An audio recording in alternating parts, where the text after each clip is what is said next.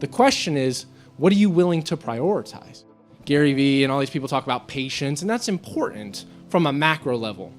But on a micro level, there's a degree of urgency. So for those of you that don't know, my brother was 415 pounds at one point.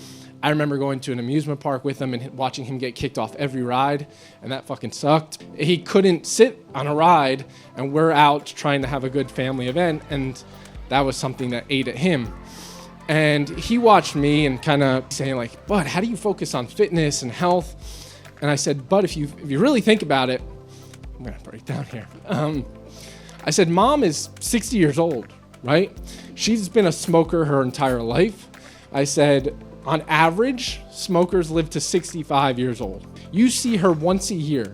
You look at that and go, I have 5 more years probably with my mom. I said, not really. I said, the reality is you possibly have 5 more times that you get to see mom.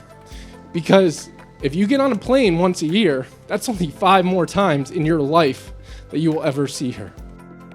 He kind of did a one whole transformation. He's now down to 230 pounds. For him and for me, it was that reverse engineering of time to create this degree of urgency to say like, I need to get started now. Until he created simple habits that allowed him to stay consistent. The entire transformation happened. People at the end of their life, they asked him, they said, what 2 things do you wish you had more of? First one was they wish they spent more time with family, right? And friends, and they spent more time being present in the moment.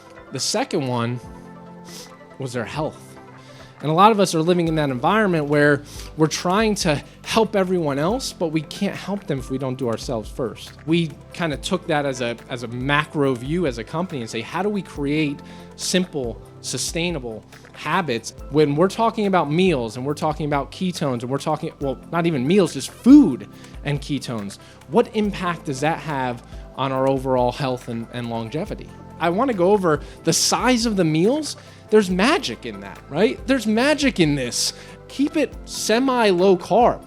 Does not need to be keto. I call it carb conscious, right? Keep it carb conscious. Make sure you're getting ample amounts of high quality protein and keep it in a decent calorie range. It's not even that this is, super low calorie. It's quality calories.